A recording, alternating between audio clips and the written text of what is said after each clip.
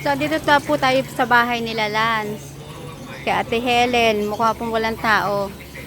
Pero, narito po ako para kamustahin siya. Para din po malaman nung kanyang mga nagmamahal kay Lance. Kung ano po ang kasalukuyang sitwasyon po nila. At ito po yung garden nila. Yan. So, mga gamit po nila yan. So, sa pagtanong-tanong po namin dito, nagtitinda pa rin po sila ng tinapa. So, unfortunately, wala po sila. So, babalikan ko na lang po.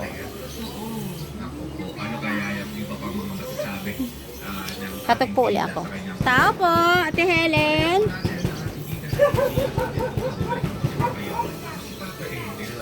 Wala pong tao dito. Nagtinda sila.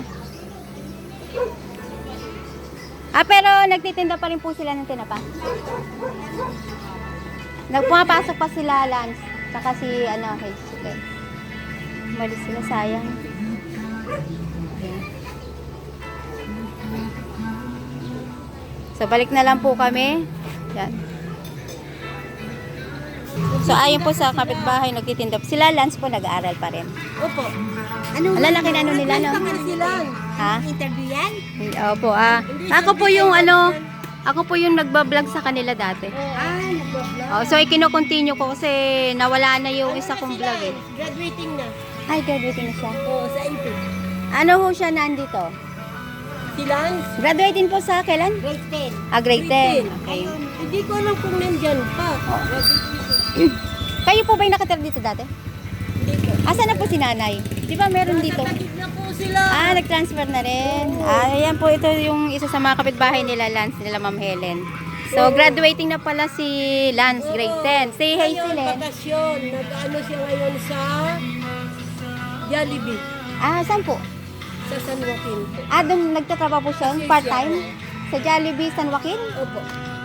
Okay. Sige, puntahan ko na. Ano po ang oras ng work niya doon?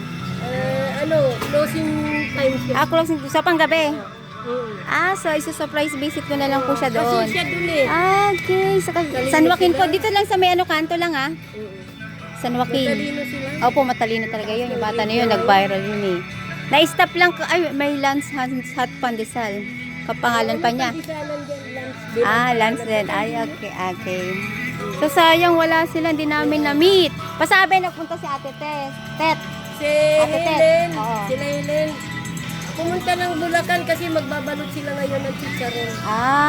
So ang nandito lang si Lance saka si Hazelyn kasama. Si Helen, hindi po. Si Hazelyn nandito lang. Si Helen. Nandito lang din po siya. Nandito lang din, pauwi. Oo. Sige. Pag surprise ko na lang si Lance pag nakita nyo. Tapos pag nakita nyo si Ma'am Helen, sabihin nyo, bumisita po si Ate Tet, ha? Opo. Pag papasya lang ko uli kasi nawala na yung contact namin, ha? Thank you po. Wala na kayong